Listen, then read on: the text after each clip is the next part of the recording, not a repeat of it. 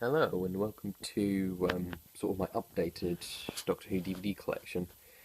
Not a lot's really been changed with it. It just has been a few differences with some of the DVDs that I have now. But like I said, it's mostly the same from my original video.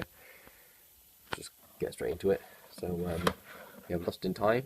Obviously, all the missing episodes, including some of the ones that even though they got some of them got recovered in Ethiopia for the 50th anniversary. Very good box set. I would recommend getting that.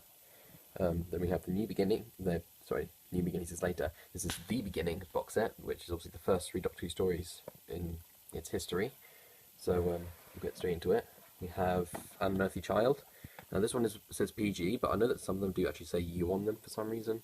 But yeah, it's basically the same thing that most people say. The first episode's fine, and the rest of the story kind of crumbles. I can agree with it. And then you get to the Daleks. Good story all around. This is not the original Dalek. This is the original Dalek design, but it's not the one they keep consistent with the series. Because you can see here they don't have the stripes on their middle bit like they have in every other style. So yeah, it's a good story. 7 parts long though, so that's kind of my only sort of complaint about it. But there is a good documentary on the DVD which talks about their history. The Edge of Destruction, 2 episodes long and really, really bad. But then again, there was a tight budget after the Daleks episode. Plus you get to see the inside of the TARDIS, which is, I guess a good thing. It also has a the reconstruction episode of Marco Polo, which I recommend you check out. We said The Keys of Marinus, a very underrated story, I feel. It deserves a lot more credit than it actually gets. So I recommend you check that one out. The Aztecs, a nice story. Obviously, the black and white Doctors were known for doing their historical pieces, particularly William Hartnell. But that's a good story to kind of do if you're going to get into the original series. The Dalek Invasion of Earth. I kind of have a love-hate thing with this because of the fact that I don't like the story, but I kind of want to. I don't know what it is that I don't like so much about it, but I guess I need to rewatch it to kind of see what there is about it. But yeah, this is the last one to feature Susan. Obviously, again, not the Dalek design, which follows on suite for the rest of the series. Then we have the Rescue of the Romans box set. This is the reason why I have some of the DVDs sticking out, because these cases, these paper ones, I'm not a fan of because it's very difficult to get the DVDs out, and I fear actually damaging the case. Which is why I prefer the Beginnings box set, because I know that this is actually cardboard, so it's more sturdy and it doesn't really feel as much. It's like it's going to get damaged as easily. So the Rescue of the Romans. These have always been packaged together for everything, for audios, the videos, and everything. So here's the Rescue. 2 episodes long, but still fine. I prefer this one over the Romans. There you go. It's still an okay story though. Obviously the first 2 stories to feature Vicky in the original series. The Web Planet, kind of weird. You can kind of see the things at the time where they're just being not very good with the filming and such, because like you see some of the zombies crashing into the cameras. But then again, it's obviously not as advanced with the technology that they have nowadays to kind of work with. Then we have the Space Museum of the Chase. Obviously, I mentioned in my original video that I won this in the Doctor Who magazine competition, which I was happy about, because I like both the stories, actually. Speaking of which, the Space Museum. So, yeah, I like this story. I don't really care what people say. It's an enjoyable thing. There's a lot of flashing going on in the background because my tally's on, if you might notice it. But, yeah, there's the Space Museum. And then we have The Chase. This is when the Daleks actually get their slats in the middle. And I like the story. Some people say it's just too stupid to be a Dalek story, but I do like it, regardless. Then we have Time Meddler. I wish the monk will come back for the new series, because I think he makes an interesting concept as a Time Lord, just being sort of a rogue. He's not exactly evil, but he's not good either. He just likes to cause trouble. I believe that was the first one to feature Peter Purvis. I forgot to mention The Chase was the last time to feature Ian and Barbara. The War Machines. Not good story, but I love the quality of this. I mentioned it in the original video, which they remastered this excellently, I have to say. Obviously, the last time to feature Dodo, and the first time to feature Ben and Polly. Not many people were a fan of Dodo. I don't have an opinion of her myself. Then we go to Patrick Troughton, Tomb of the Cybermen. It proved to be a slow burner when this was first recovered, but I've liked this from the second one. It's a very good story. Most of the Patrick Troughton stories you can't really go wrong with. You can start the original series of most of these, except for maybe a couple which I'll get to in a sec, but I like this one. It's a good one to watch. I enjoy it. the Enemy of the World. This and the Web of Fear, the two things about them, they do have special edition covers, which I am trying to find. And these also kind of special because they were released for the 50th anniversary when they were recovered. And these are good stories to get back. I think this is a very good one, looking about how political you can kind of get with Doctor Who stories. And it's just a very good way to kind of present it, along with Patrick Troughton's more serious role as the villain. And then The Web of Fear, which is probably one of my favourite stories ever for Doctor Who. It's a shame that episode 3 isn't complete, but I do still love the story regardless. It's a very good one. I'm very glad to have this in complete form. You have The Dominators, one of the weaker Patrick Troughton stories. I'm not a big fan of this one, so I wouldn't suggest starting with this one for the original series. Then we have The Mind Robber. This is my second favourite story of the original series, as signed by Wendy Padbury. I don't know what I love about it so much. It could just be the fact that it's really simplistic but effective. But I don't know. It's something which I enjoy.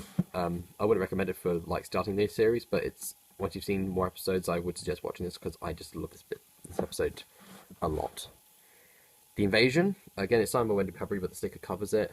Another great story. It is 8 episodes long though, so you do need to have sort of time for it. I like the animation that they did for the episodes, and this is a good one. Obviously, you have the Brigadier as the Brigadier in this one. He did appear firstly in the Web of Fear as the Colonel. So yeah, you have those. Seeds of Death. The Ice Warriors are great in the original series. I like them in all their stories. And again, this is no exception. It's a really nice story to work with. And then we have spoilers. And we have the War Games, the longest running existing story to be complete. Obviously, the longest story is the Daleks' Master Plan, but most of those episodes are missing. 10 episodes long, but still great to watch if you have the time for it. It's just absolutely brilliant in every case. Obviously, the last black and white story of the original era. Then we go to Jon Pertwee, with The Spearhead from Space. This is the original DVD. It's just this one that comes with a special cover called O-Ring.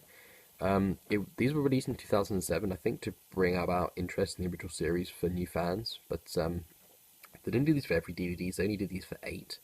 They did this with this, The Five Doctors, Genesis, Revelation, and Remembrance of the Daleks, Earthshock, The Hand of Fear, and I always forget there's always like one. It'll probably come back to me. Let's see, this one. It's gone. The Doctor Who movie. That's it. They're not too difficult to find, but they do cost more to get. So just be prepared with that. But Spears from Space is another great story. Jon Pertwee's my favourite original Doctor, so you can't really go wrong with him. And I will recommend this one for starting off the series as well for the originals. Then here we have the Beneath the Surface box set. Obviously all the Silurian and Sea Devil stories. From that side. So we have the Spearhead from Space Special Edition, which comes with the Mannequin Mania box set. No difference with the story, it's just comes with more special features. Then we have Doctor Who and Silurians. Jon Pertwee's first season was very good. I just got annoyed about the fact the episodes 7. Each episode was 7 parts long, so it just takes so much to get through them. But they're still good. I like the Silurians in this episode; they're very good. And then we have Inferno. It's a good story, but it's very overrated, I feel. It's not as good as many people claim it to be. This is the last time to feature Liz in the original series. I hated the fact that she never appeared after these 4 episodes, because she would have been a great companion, I think, for the Doctor, just being sort of an intellectual equal. Then we have the Mannequin Mania box set, featuring the only 2 Auton stories of the original series. Then we have Terror of the Autons. This is one of my... I like this one a lot. It's not one of my favourites, but I do like it a lot, because it was one of the first stories I remember watching. Obviously, Return of the Autons, Roger Delgado is the master for the first time. It's just another great one to begin with. The Autons, they should have got more respect in the original series. If anything else, they needed more stories. Then we have The Claws of Axos. This is special because it's my first ever classic Doctor Who DVD. It's a fine enough story. It's not the best one, but it's still fairly good to watch. And then we have the Peladon Tales box set. One thing I do like about this is the fact they have these slits on the side, so it's easy to get the DVDs out. There's the box. The Return of the Ice Warriors in these. You have the Curse of Peladon. Prefer this over Monster, but both of them are still good anyway. I do like this one a fair bit. Sea Devils, one of my favourite stories ever. I just prefer these over the Silurians for some reason, and it would be good if maybe they could come back, maybe having sort of I don't know, some kind of brother to Madame Vastra, or whatever it may be. But a great story, Return of the Master again. It's really a nice watch. The Mutants, interesting. Not great, but still kind of interesting. I like the design of the mutts in this. They actually look kind of nice. And then we have 2 boxes side by side. We have the Myths and Legends right here, which comes with 3 stories that have absolutely zero connection, but they're supposed to be connected with, like, well, these sort of mythological characters, so I guess is why I call Myths and Legends. Then we have the Time Monster. I guess a guilty pleasure, because I do like this one, even though everyone else hates it, and it's one of, most people consider it one of the worst ones ever. But there's something about it which I enjoy. So, sorry for anybody else who doesn't like it. I do enjoy that story. Next up we have the 3 Doctors, the 10th anniversary special. I like this one, it's a good one to watch. Reasonable for the anniversary special. Then we have the Carnival of Monsters, another sort of guilty pleasure. Some people like it, some people don't like it. I like it. All except for the gunfire effect in episode 2, which I mentioned in my previous video. It was absolutely crap the way they executed it. And obviously in episode 3, you look in the orb, then there's the Cyberman in it. You don't see the Cybermen ever fighting John Pertwee though. And then we come to the Dalek War box set, which is my favourite box set, because of the fact that it features my favourite story, as I mentioned before. The Frontier in Space. I love the fact that this kind of looks sort of outside the sci-fi aspect and kind of looks at the political sort of perspective of it, with fear causing wars and such. And I love this story in every case. Particularly with the last episode with the cliffhanger, because obviously leads on to this, which is another great story, The Planet of the Daleks.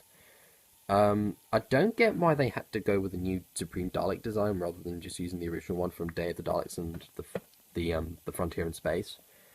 But it's still it doesn't affect it in any way. It's still good. It's still a very nice story overall. You can obviously see the Daleks being the toys when they're in that pen. There's like 10,000 of them or whatever. The Green Death. Katie Manning's final story. I forgot to mention Katie Manning first appearance in Terror of the Autons. Another great story. I can't really complain about most of John Pertwee's stuff.